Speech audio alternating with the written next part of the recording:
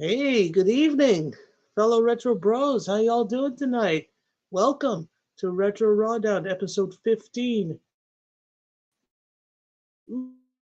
Ucey. Moment as to why I called the episode the Ucey. I'll get to that in just a second. So welcome once again to special Friday night episode of Retro Rawdown. I am Nat, the boat, best of all time, of course. And I am once again flying solo. My Retro Bros podcaster CJ once again is missing in action. Hopefully he'll be returning sooner than later. What we're gonna do here for tonight is we'll go over Monday Night Raw results, and I'll give my views and opinions as to what points of the match I enjoyed more than others. And then, of course, fresh off of SmackDown tonight, I'll do the same thing. Oh, hello there, one viewer. Welcome, whoever you are. Good to see you. Thank you for tuning in. Or shall I say, thank you, as you know who would say. Uh, so basically what we do here again on Retro Rawdown is we give our views and opinions on the week's wrestling news, as well as run down match results on Monday Night Raw and Friday Night SmackDown. And I just thought that tonight would be a fun sort of uh, a different idea to give tonight's or this week's broadcast anyway on Friday night once again, fresh off SmackDown. And I'd like to take a moment as well to thank you, all of you who have subscribed to our channel, Retro Bros Podcast, as well as all of you who have watched our videos, give us our thumbs up. We really appreciate it.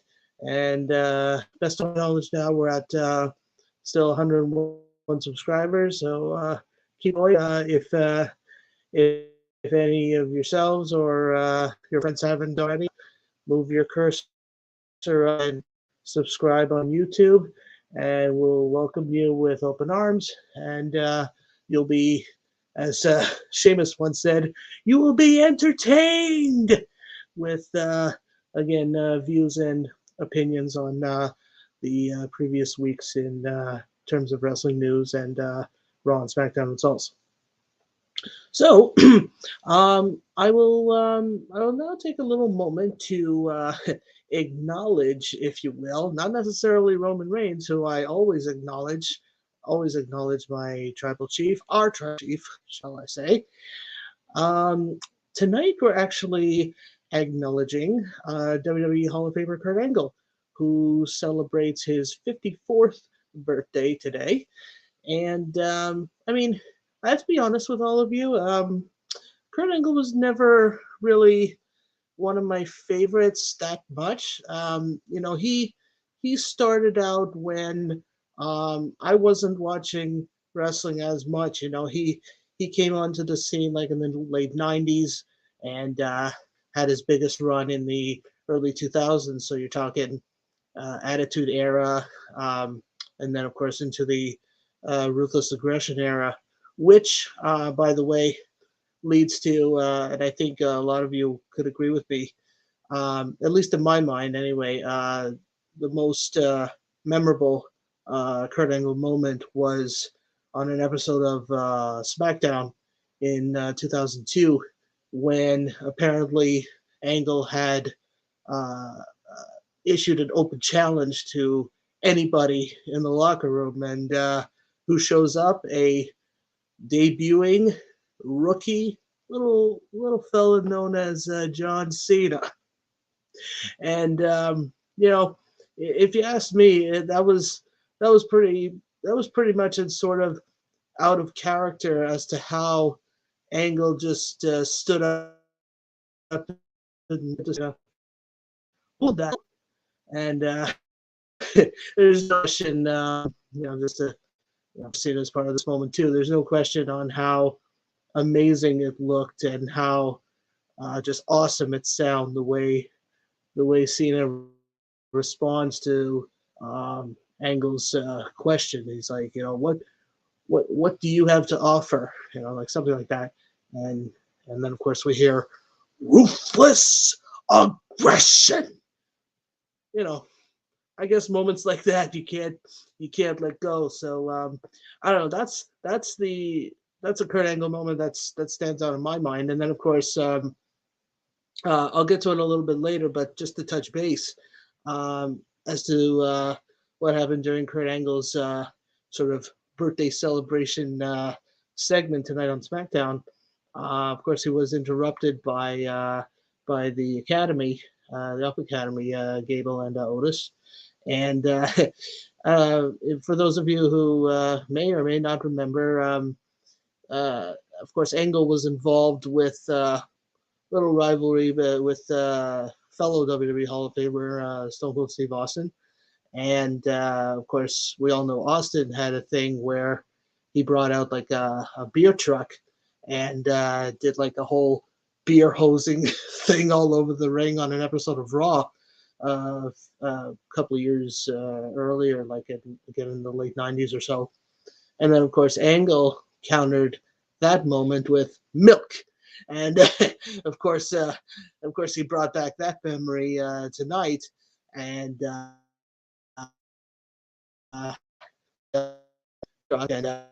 hoses in the ring. Uh, and Gabe, so it was a funny moment, but yeah, good for Angle. Happy birthday to him, and I'm gonna be honest with all of you. Obviously, he didn't look great, but who knows if he's been still working out or not. But to be honest, really didn't look great. But he was a great wrestler. He really is and was and an Olympic gold medalist. He participated in the 1996 Summer Games in Atlanta, Georgia, and I believe his gold medal was for, if I'm not mistaken, it was like the freestyle wrestling. So that is impressive, and of course, winning that gold medal with a broken freaking neck, as he always says, and like his moniker says too, it is true. That's not just a gimmick. It's really all it really all is true. So to sum up my little Kurt Angle portion of my show here tonight, or our show, shall I say? I mean, congrats to Angle for earning his Hall of Fame spot, but I'm gonna be honest, it really is not too much deserved. I mean, he was a great submission wrestler and everything, and of course the freestyle wrestling background, but I don't know, not really Hall of Fame caliber in my mind. I'm sorry for any Angle fans out there, but that's just my opinion. I'm sorry. I know you can all say you suck, you suck. That's fine. That's fine. I'll take it. Whatever. I have my favorites. We all have our favorites, right? So that's fine.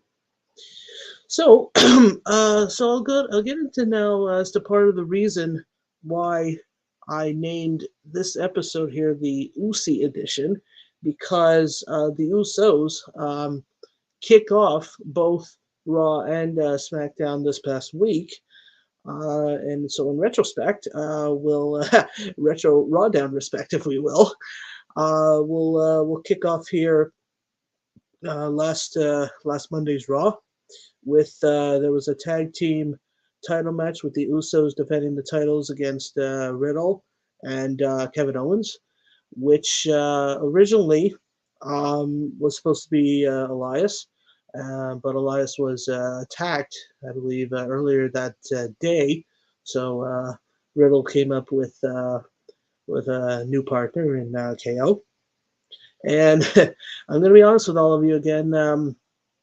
I was hoping maybe for a Randy Orton return, like an RKO, an RK Bro reunion, to possibly at least give the Usos opposing team a shot at it, like big return for Randy Orton and possibly becoming tag team champions. But it seemed like just with the addition of KO that the Usos would eventually retain the titles in this match. Okay, so yeah, I've always liked recently how Kevin Owens does the DX suck it pose before he delivers his cannonball move. It's just it's just funny, and it's a little added addition to the I guess the more mental impact more than the physical impact, but it's still a pretty high intense move, and it always seems to work out. Um, okay, and then I wrote here when Kevin Owens and Sikoa went face to face, I thought, what an awesome one-on-one match that would be, and it certainly would. I don't know, I can't recall ever the two of them facing off one-on-one. Even a couple of weeks ago at Survivor Series War Games, you know, they were obviously both involved in their respective teams, but I can't recall if they were ever like one-on-one during that match. But definitely be an awesome one-on-one match. And I'll bring up. I'm going to bring up Sikoa again later on because I felt there should have actually been another one-on-one match with Solo Sikoa, but I'll bring that up later during the SmackDown portion of tonight's show. And okay, so the 1D gives Usos the victory. And, you know, let's face it, like I said before, did you all really think that that KO and Riddle were going to become champions and defeat the Usos? I certainly didn't think so. No, there's no question. And again, maybe with a Randy Orton return, maybe, but no, definitely not. But it's anyone's guess as to who will eventually give an Usos a run for their time and become new tag team champions. So we'll have to wait and see. Okay, so the next match we have here. This was interesting. This was part one of the feature. You can call it a double main event if you want. It was two triple threat women's matches to eventually determine, well, in the long run anyway, it was to determine Bianca Belair's next Raw Women's Championship challenger. And basically, the winners of these two triple threat matches will go on to this coming Monday's Raw and Face Off. And the winner of that match will become Bianca Belair's next challenger for the Raw Women's title. So the first of these triple threat matches was really exciting for me. I have three of my favorites here: Bayley, Rhea Ripley, and Asuka. Definitely, I was torn in between the three, but I mean, I was sort of leaning towards Bayley getting the victory because, of course, there's still pretty much an ongoing rivalry between herself and Belair. So I was leaning towards Bayley, but again, no doubt three of my favorites involved in this match. Okay, so so I have here Rhea seemed to be the most dominant. Strange, of course, seeing Asuka and Bayley helping out each other. Yeah, there's no question that through most of the match anyway, Rhea had the advantage. And, of course, with the ongoing rivalry between Damage Control and the then team of Asuka, Alexa Bliss, and Bianca, it was very strange to see Asuka and Bayley helping each other, trying to get at least a slight advantage over Rhea Ripley. And then I have here, okay, let's see what I got here. Yeah, I would have liked to see actually Bianca on commentary because a lot of times when there is like number one contenders match, or like a mini tournament, or like a gauntlet match, something like that. You got the champion there scouting his or her potential opponents. So it would have made both triple threat matches more interesting to have Bianca on commentary. And then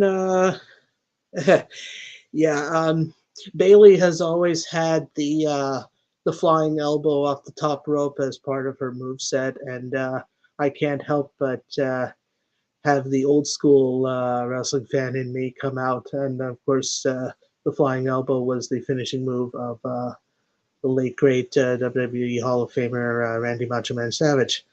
And there's no question, whenever I see this flying elbow, it always gives me the flashback. So we can thank Bailey for that, all us old school fans, no question. It's always fun and amazing to see. Excuse me. So I have here an ouch moment. Flip crossbody attempt failed by Rhea, lands her hard on her back on the outside. Now, for those of you who may be as observant or a little more observant as I am, or more than I am, the outside of the ring has, of course, the padding, but it's not necessarily a thick padding, you know. So when you land hard on the ring floor, it hurts. You know, it's like a smack. It's just like I've referred to the barricade. The barricade too. It's padded, but not by much. So when you get thrown into it, or when you land on it hard, it hurts. Of course, nothing hurts as much as the ring apron, as I've said before. Okay. Then we have here a rose plant, so it's like an arm breaker together with face to mat, gives Bailey the victory. So my early prediction in that match was correct. Once again, no surprise seeing Bailey coming out with the victory, but personally, I'm happy with whomever would have won anyway. But good for Bailey, and she goes on to this coming Monday's Raw to face the winner of the next triple threat women's match, and I'll get to that in just a few minutes or so. Just got a couple more matches to go over just a little bit here, including, speaking of title matches, we have a U.S. title match with Austin Theory against Mustafa Ali. Now, you know, again, we always got to give it to Ali for putting himself out there, or putting himself on the table, if you will, to get himself a title shot. But let's face it, he really hasn't earned himself a title match, if you ask me. I mean, can you all recall when he defeated a guy who was a champion, you know, Theory for that matter, or even when Lashley was champion, or when Rollins was champion, you know, like, or anybody for that matter? Oh, looks like I have a second viewer. Hi, second viewer. Hello, two viewers. Welcome. Welcome to RawDown, and thank you again. Yeah. So let's see here. Yeah, I wrote down here, interesting how this was a title match and not just to possibly add Ali to the number one contenders match. So maybe it made it more interesting that this was a title match, but actually it would have been just as much interesting that it would be like an addition. So if Ali were to beat Theory, he would be added to this coming Monday night's number one contendership match, along with Rollins and Lashley, to make it a triple threat. But as we'll see in a little bit, I'll just say this: it wasn't meant to be. Okay, there was an interesting move here. Dive through ropes into neckbreaker by Ali, and I've always said I've been impressed with Ali's athleticism and skill, at least especially when it comes to high flying moves, and anything that could be interpreted through the ropes into a high impact move or power move like a neck breaker is always impressive. So great move by Ali. And then yeah, Theory gets the disqualification victory because of an interruption by Dolph Ziggler. And something you may remember, maybe like a few weeks ago or a couple of months ago, something like that. Ziggler had involved himself or interrupted a lot of Theory's matches even before he became champion and before he, or actually while he was holding on to Money in the Bank there. So Ziggler got a little bit of revenge there. Well, actually, now that you think of it, now not exactly because even though Theory gets disqualified, he keeps the U.S. title. So really, in excuse me, in that sense, he screwed Ali. So I don't know why that happened, but it happened. Okay, excuse me.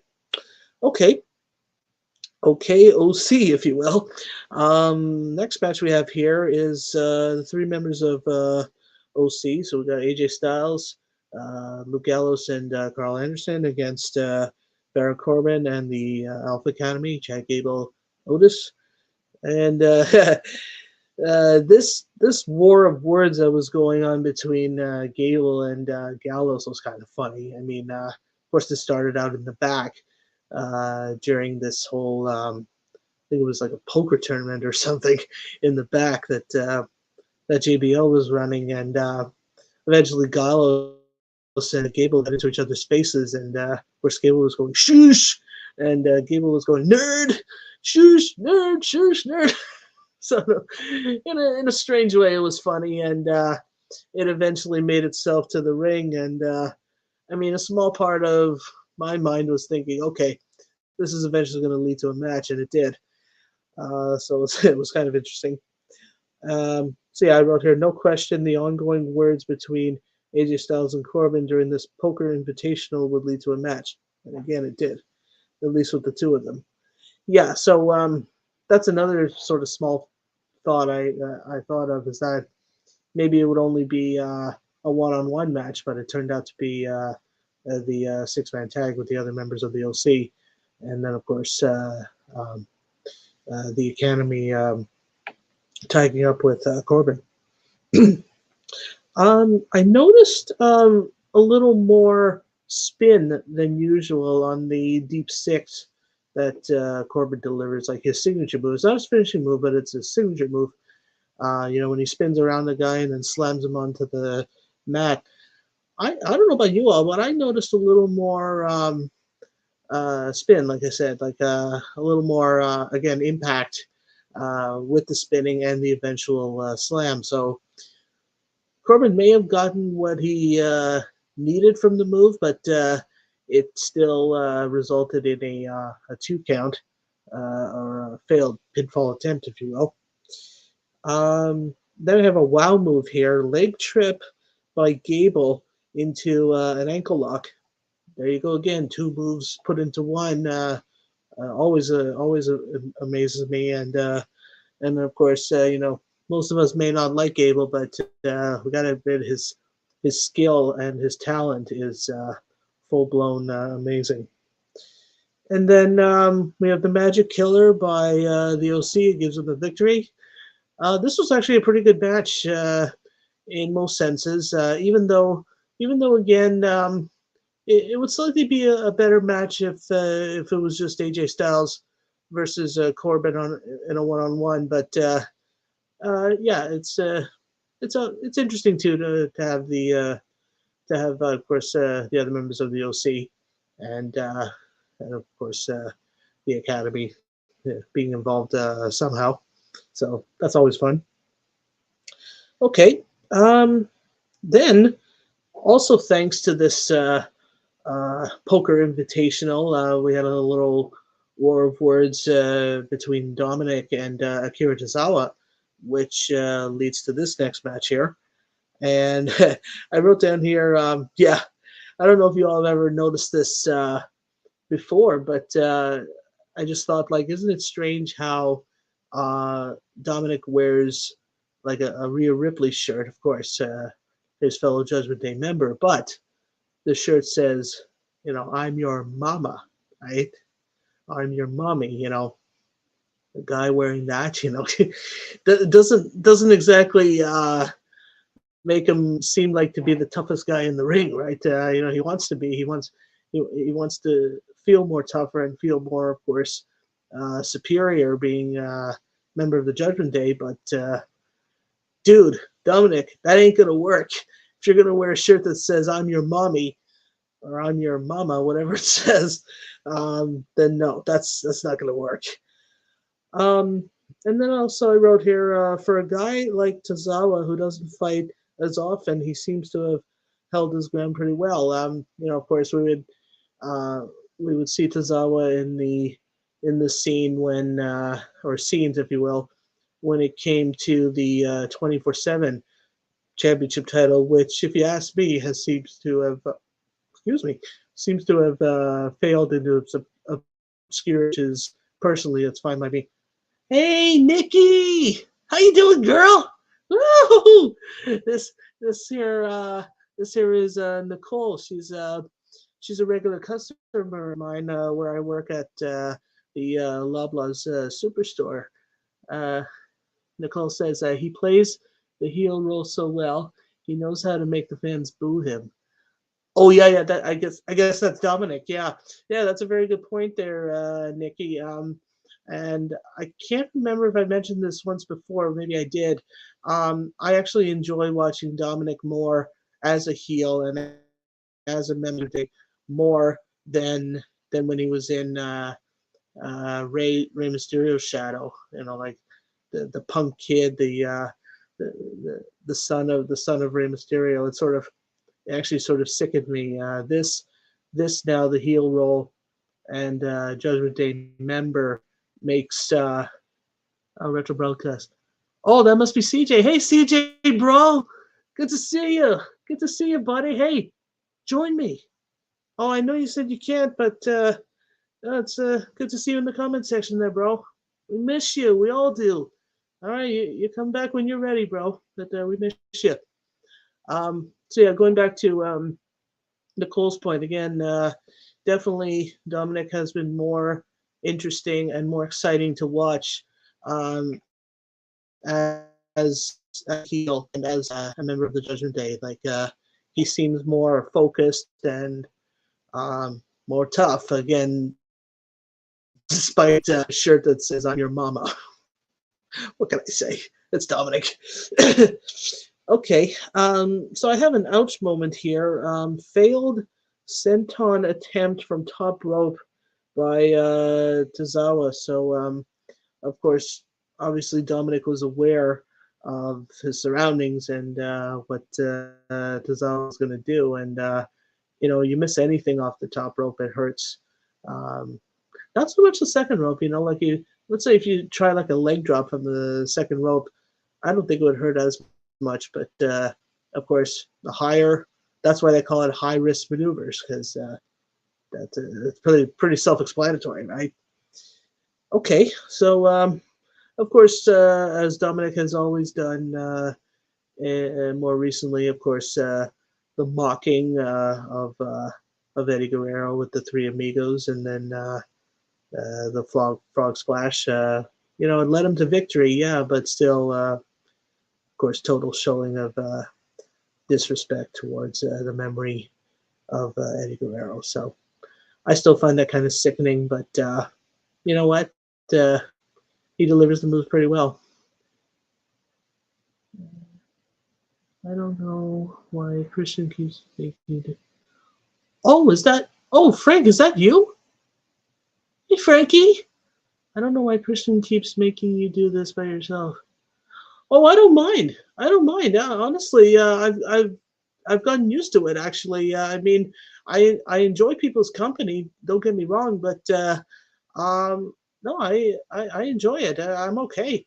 But I try my best too to run it by Christian to see if he does want to join me. But he seems to be back again. But that's okay. In a way, I have fun doing this more on my own. So no, no worries. That's fine. That's fine. I'm good. But Frank, if that's you, good to see you, bro. Um, and speaking of my fellow Retro Bros podcaster Frank, we are going to be presenting you next week with a pay-per-view review as part of our I understand that you don't mind, but reviews are so much better when there's two people. Yeah, you got a good point there, Frank. I mean, if there's at least two or more, you get to share each other's opinions with each other and compare notes. But this way, when I'm flying Sokoa solo, then I could elaborate even more on my own opinions. So that I enjoy. So it's no problem. It's okay. But I've told CJ, I said, look, whenever you're ready, bro, come on down, if you will. Yeah, it's okay. Okay. So yeah, thank you for your input there, Frank. That's cool. And I'll just um, I'll just give our viewers here a little input, if you will. Yeah, Frank and I are going to be presenting a pay-per-view review as part of our old school pay-per-view reviews. We will be presenting a match results, views, and opinions on the 1992 Survivor Series. Right, so we've done 1992, 1993, and 1994. We're going to order.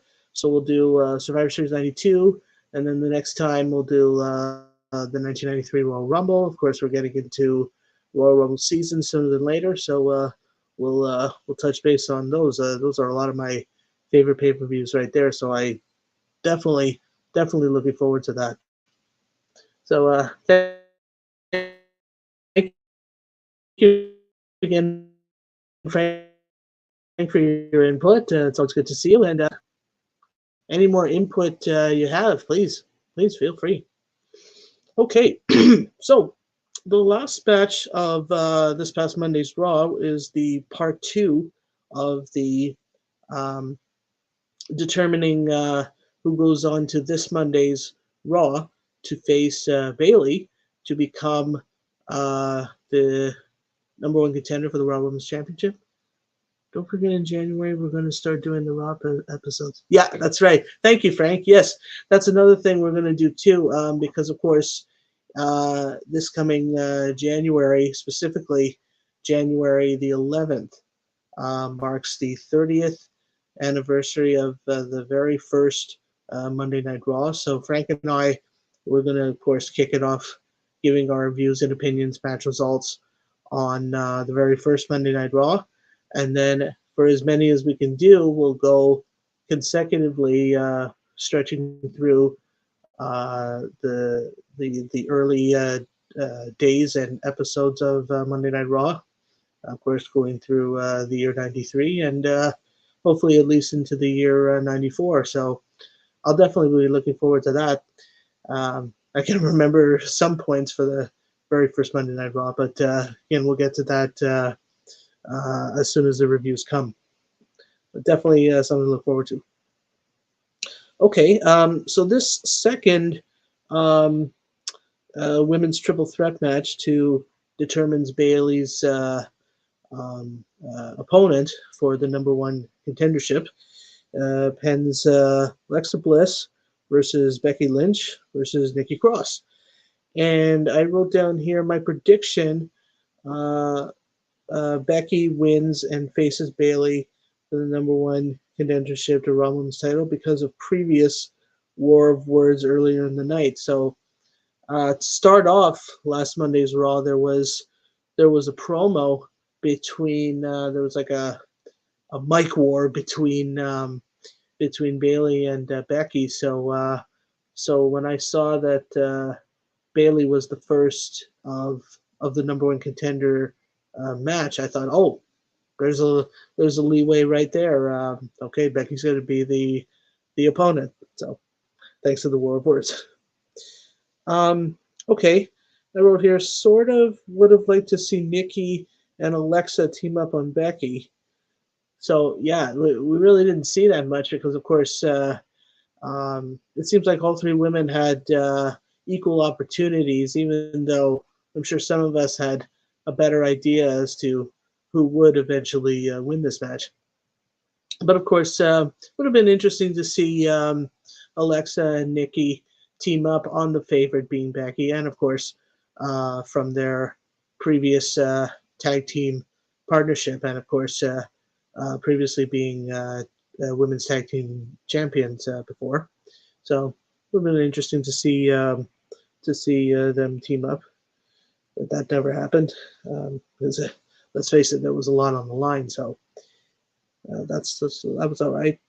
Um, yeah, um, I think it would be interesting to see Nikki Cross become a more like permanent member of Damage Control.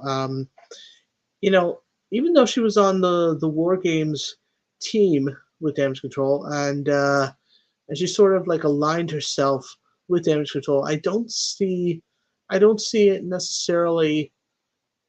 You know, like um, I don't I don't feel she's necessarily a teammate. Like, still likely see her in singles competitiveship or competitiveness, if you will. Like, for the record, we haven't seen, let's say, for example, Bailey tag up with Nikki. So uh, it would be more interesting to eventually have Damage Control as a four-woman faction and have the addition of Nikki. But I just don't feel there's exactly a partnership there, at least a strong one anyway.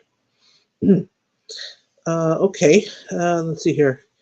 I saw an interesting move here. Leg drop by Becky would have had more impact from top rope instead of middle rope. So, like I said before, any move from the top rope is definitely more impactful and could be delivered easily with more skill than from the middle rope. So, you know, if Becky wanted uh, more damage, if you will, from just a simple leg drop, then should have been from the top rope.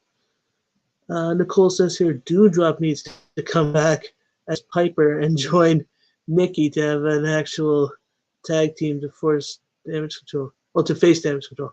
Yeah, that wouldn't be a bad idea. But to be honest, Nikki, Dewdrop didn't do much for me. I mean, as far as I know, or I read somewhere that Dewdrop was actually brought in as sort of like a bigger girl replacement from Nia Jax.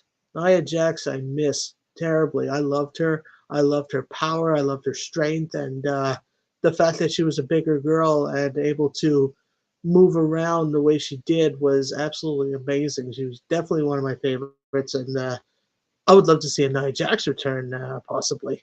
So that would be great. But yeah, very good point there, Nikki.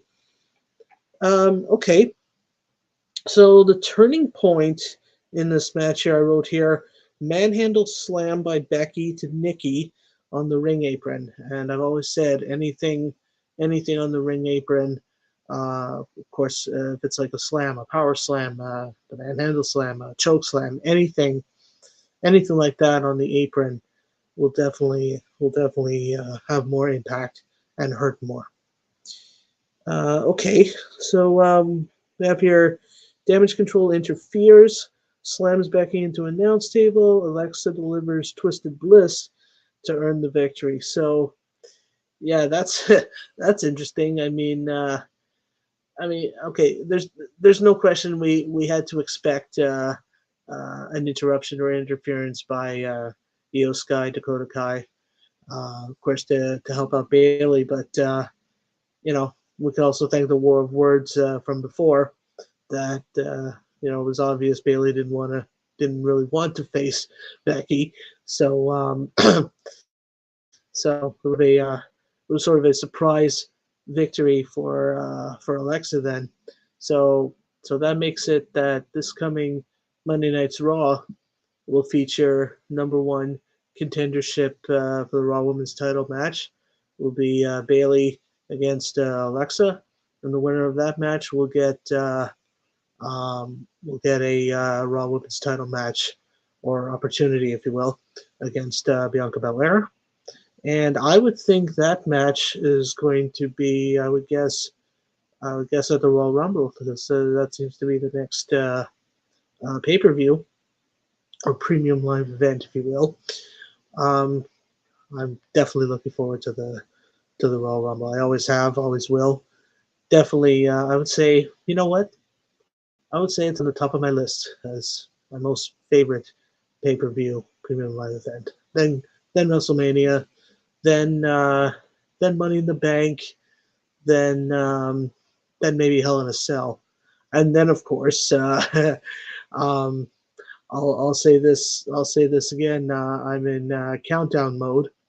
I am on my way to a house show in 3 weeks, a Raw house show that is. And just to refresh you all what a house show is, um, house show is like a non-televised live wrestling event. And since this is on a Friday, of course, Friday Night SmackDown will be live from Tampa Bay, Florida that Friday night.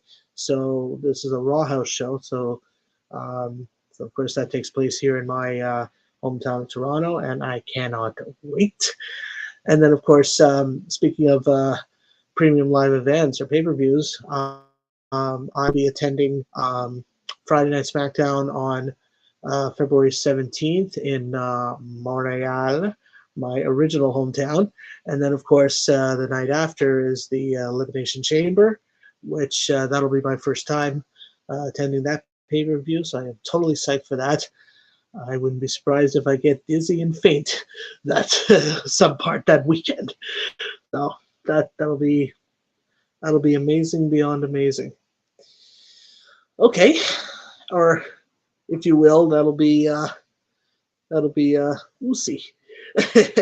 That's why we call it the Ucey edition tonight.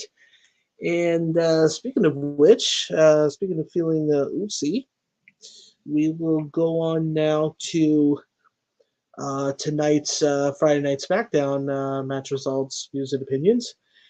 And of course, once again, the Usos kick off the show with with a tag team defense. This time against Sheamus and Butch of the Brawling Brutes. And one of the first things I thought was I would have actually preferred to see Sheamus tag up with Ridge Holland instead of Butch. I actually find Butch to be a better fixture, sort of outside the ring, like a sort of a cheerleader idea, like going crazy all over the outside of the ring and getting the Brutes all pumped up for and during the match, of course. And Sheamus's power moves along with Holland's power moves would definitely be a better matchup against, of course, the Usos' skills and tag team coordination, if you will. So it would have been a little better if it was Holland teaming up with Sheamus instead of Butch. Okay, so I have here, of course, my prediction all along was that the Usos would be retaining the titles because again, I yeah, Ridge the Fridge. That's right, Nikki, Ridge the Fridge. He's no question a better matchup as a partner for Sheamus more than Butch. And if I recall correctly, when Ridge Holland first came up to SmackDown, it was Sheamus who brought him up originally. So that would have been a little refreshment to that. And again, it would have given the Usos a little more run for their time and given the Brutes a little more of at least a decent shot of becoming champions. But let's face it, it just wasn't the night. Okay, one of the first excellent teamwork I noticed by the Brutes was rolling senton by Butch from Sheamus's shoulders. So so yeah, there was it was just very well set up and very well delivered.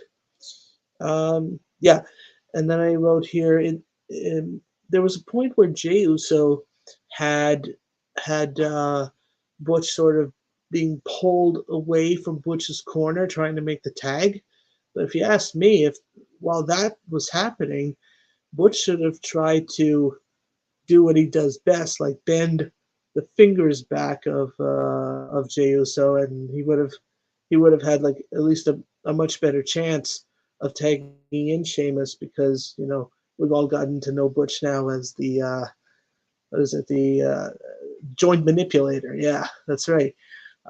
So that definitely would have been a better move or a smarter move by Butch to try and get him much closer to his corner to be able to tag Sheamus. Okay, then I have a wow moment here. More than highly impactful net breaker on Butch by Jay.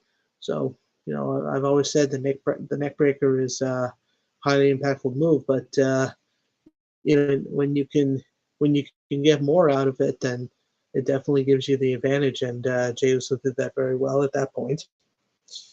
And then there was an outside of the ring fight, or well, not necessarily a fight, more like a quarrel, if you will, between Solo Sikoa and Ridge Holland, and yeah, that's the Solo Sikoa I wanted to bring up because I had mentioned him on Raw before as well. That there would have been, or it could be a very good match if Sikoa were to match up against Kevin Owens, and that's the same thing here with Rich Holland. Two powerhouses right there would be an amazing one-on-one match. So I'd like to see I'd like to see Sikoa either face Kevin Owens or Rich Holland, or you know what, for that matter, a triple threat.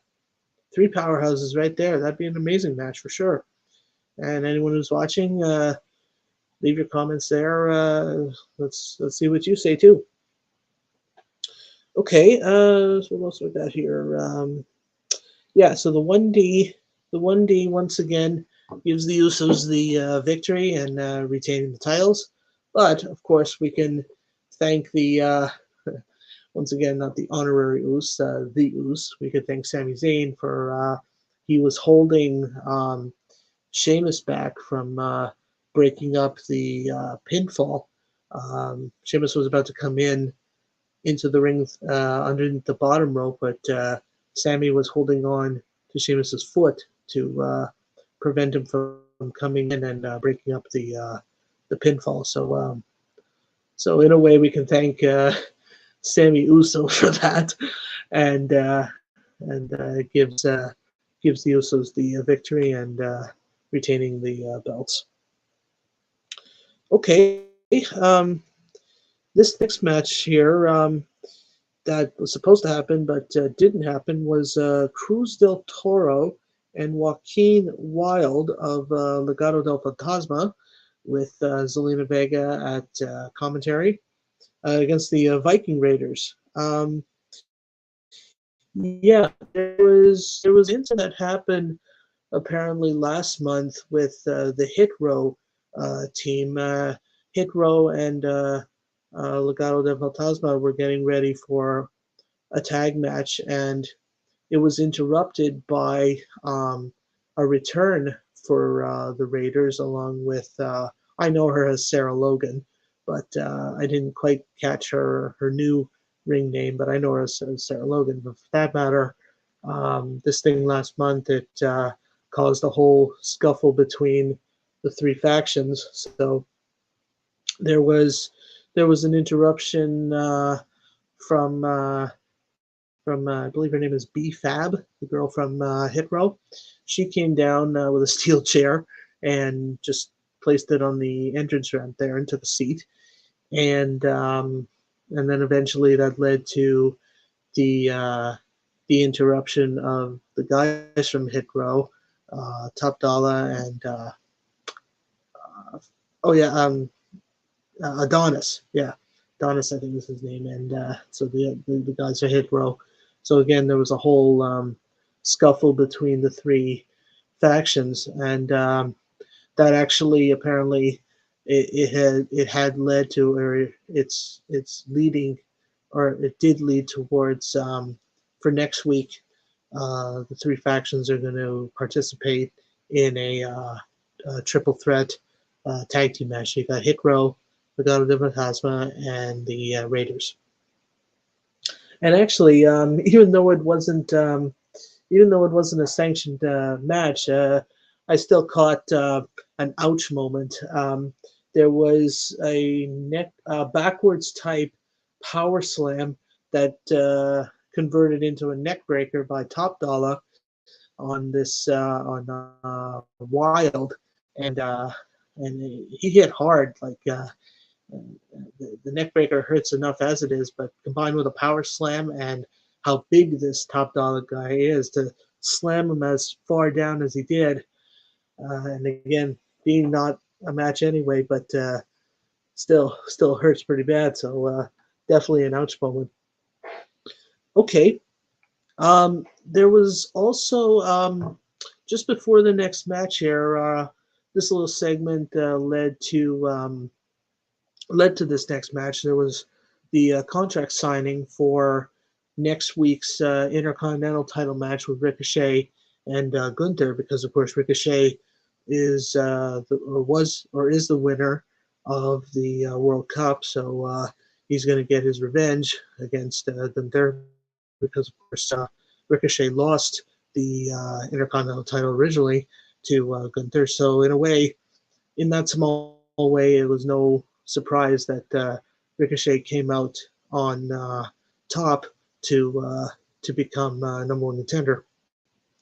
So uh, at first, Gunther, of course, had the other members of Imperium right behind him, and it was interesting how the segment started. Like Ricochet had looked over his back, and then all of a sudden the New Day entrance thing pops. I'm like, oh, okay.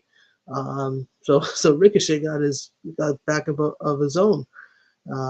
Eventually, eventually leading to this six-man tag here. So we got all three members of Imperium against Ricochet and New Day. So um, for any of you out there who may be sort of like gamers like Xavier Woods is, and I guess we can call each other geeks. The word geek is a compliment these days. um, I couldn't help but notice the New Day's ring gear tonight. As soon as they came out, it hit me that of course Kofi was wearing the green Power Ranger look, and Woodsy was wearing the white Power Ranger look. And as some of us may know, those two roles, the Power Rangers roles, the green one and the white one, were of course played by now late actor Jason David Frank. So whether New Day meant to wear this ring attire in honor of Jason David, whether or not they meant it, it was an awesome little tribute. I loved the Power Rangers growing up as a kid, especially the original Might Have Known from Power Rangers. I didn't like any of these spin-offs for that record, but again, if the New Day meant it or not, I think it was a nice little tribute. Yeah, Wade Barrett made a good point. He was saying that actually they should have saved. Excuse me. They should have saved Ricochet and Gunther for next week's title match, and um, uh, have Da Vinci, I think his name is, and Kaiser just face off against New Day, and again save Ricochet and Gunther for the IC title match next week. Because again, you never know. There could be a sudden injury or whatever, but nonetheless, all superstars are all right. So everyone will be fine for next week's title match. But you never know. So that point sort of stuck out to me. And then have here, um, yeah. So the 450 splash by Ricochet gives himself and New Day the victory. Pretty good match overall. It's always fun watching the New Day. And to be quite honest, I don't pay as much attention when the other members of Imperium are in action. If anything, I enjoy more watching Gunther in singles action, being the champion, and of course being the leader, if you will, and the powerhouse of the faction. Oh, welcome back, Devin Azim. How you doing, buddy? This is awesome. WWE came to my city tonight. That's right. I told you, Devin. Yeah, I told you they were in the Pennsylvania area, and but I have to admit, I am going to correct myself because I thought it was Raw that was in the Pennsylvania area this week, not SmackDown. My bad. Um, but out of curiosity, Devin, were you there? Were you at tonight's SmackDown? Yeah, answer if you want, or if you don't want, whatever you like. Okay, so no question, the victory for Ricochet gave him the advantage and momentum, of course, into next week's title match. So here's a little opinion poll for you all of you here in the comments section, and anyone watching. Do you all think Ricochet will come on top and regain the U.S. title, or will Gunther retain? Personally, I mean, neither one of them are either my favorite. But you know what? I'll go out on the. Huh? Devin says Chris Jericho shake my friend's hand. Oh, that's cool. That's cool. Oh, no, that doesn't do much for me. But that's pretty cool. Then that's pretty cool interaction. Okay, so again, when it comes to Ricochet and Gunther, neither one of them are my favorites. But of course, title changes are always exciting. So I'll lean towards Ricochet picking up the victory and becoming champion again. Of course, if there's no interference by God forbid the New Day or God forbid the other members of Imperium. Okay, so the last match we have here from tonight was Liv Morgan tagging up with Tegan Knox, who some of you might know from NXT, against Shayna Baszler and Ronda Rousey. Personally, I found it was great to finally see Baszler and Rousey tag up and to be in action. I can't recall seeing them in action any other time because um, what it would be usually like if Ronda has a match, Shayna would be in her corner or the other way around. But it was pretty cool to finally see them tag up and actually participate in the match. Which, to be honest, I don't think Morgan and Knox are that much of a matchup for Baszler and Rousey because it was a bit too much in terms of power take and overall toughness, if you ask me. I've always said both Baszler and Rousey possess those features quite well, and no doubt it helped them out in the overall outcome. Devin says your least favorite returns before New Year's Eve.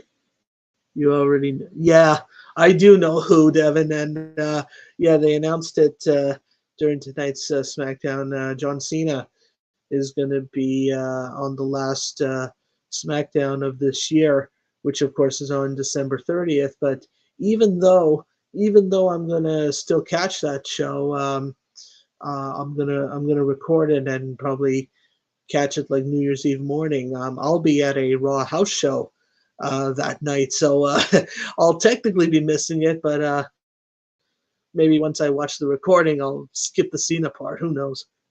Devin also says, especially doing a movie with. Oh, is that right? Oh, big deal. Forgive me, Devin. I appreciate your input, but forgive me. Uh, that's all well and fine. If you go see this movie, enjoy it. Nicole says, Liv shouldn't be throwing other in tag team. Her crazy angle was going so well, and now she'll be dull as milk. You know what? I actually agree with you again, Nikki. As much as I can't stand Liv, she is a better competitor as a singles competitor rather than having to rely on a tag team partner. And in a way, I do like her crazy, extreme attitude or character, if you will. It's not bad. It's interesting, but yeah, you're right. She doesn't need to be involved in a tag team. And correct me if I'm wrong, viewers or commenters here. It was Liv Morgan who was involved with Sonya Deville as Fire and Desire, right? Or was that Mandy Rose? Forgive me, but I can't recall. But and then I apologize. I can't recall who else Liv Morgan had tagged with before, but yeah, it didn't seem to do much for Liv. She wasn't able to present herself as a competitor as best as she could as a singles competitor. So you're definitely right on that, Nikki. Okay, so I see here. Yeah, I found this interesting.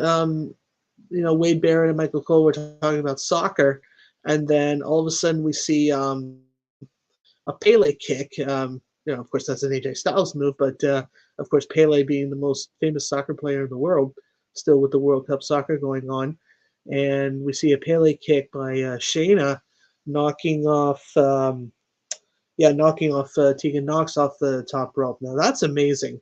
Of course, in that way, Shayna was like Styles when he delivers that move, but this was more a little more stretching the legs out more, doing it from the top rope. Whereas Styles, when he does it, it's usually like right in the center of the ring, like he just jumps up and gives like a kick from to the back of the head.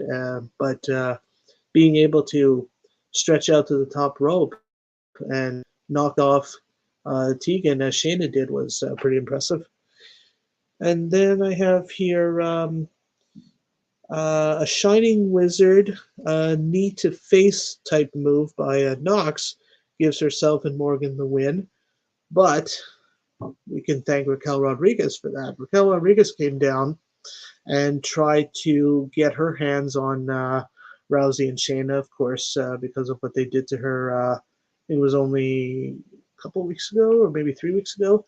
They had broken Raquel's arm, and unfortunately, there had also been incidents where, and this is why we haven't seen Natalia for quite a while. She has a broken nose thanks to an attack by Baszler and Rousey, and then of course more recently, actually, if I'm not mistaken, it was like earlier in the day, Shotzi was attacked by Rousey and Shayna, and unfortunately suffered a broken hand. Um, Now, speaking of attacks, um, a little thing back to Raw, if I may. Riddle was attacked after, if I'm not mistaken. Oh yeah, he was involved in a match, and then he was attacked by. Oh, that's right. He was attacked by Solo Sikoa after the match with the Usos, and unfortunately, because of that, he has like a broken, not exactly a broken neck, but something to do with I think he called the trachea, so like a vocal cord problem. So he unfortunately we won't be seeing Riddle for apparently 6 weeks now. Um, My mother was even saying to me, "Oh, wouldn't this be a door opening for a Randy Orton return? You know, to get revenge on the bloodline for Riddle." So that would be interesting. You know, within the next 6 weeks or so.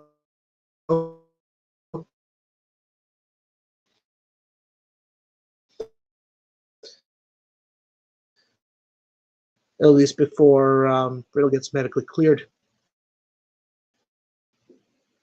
And speaking of returns, you know, I would love to see Natalia return sooner than later to get her revenge on Shayna and Rousey. And who knows, maybe a triple threat, or if, oh, I just thought of this now. Natalia and Raquel Rodriguez teaming up against Rousey and Baszler. That would be a super women's tag team match. That would be excellent. And you know, unless Shayna Rodriguez and Natty participate in the women's Royal Rumble match, which they most likely will if they can all return, or at least Natty and Raquel, then that would be an amazing tag match for sure. If not on the Rumble, then maybe like a couple of SmackDowns after that, give them time to recover. Okay, well, ladies and gentlemen, boys and girls, children of all ages, that concludes Retro Rawdown for this week. Thank you all again for tuning in, leaving your comments. Whether I agree with them or not, that's fine. Your comments are always welcome and appreciated here on Retro Rawdown and on the Retro Bros podcast channel. Okay, so once again, I will be joining you all next week, along with my fellow Retro Bros podcaster Frank. We will be doing going over match results, reviews, and views and opinions on the Survivor Series Premium Live Event pay-per-view from all the way back in 1992. I'm looking forward to that. It's one of my favorite pay-per-views of all time, and definitely looking forward to sharing that with all of you. And for seeing Frank, Frank, if you're still out there, buddy, I miss you too.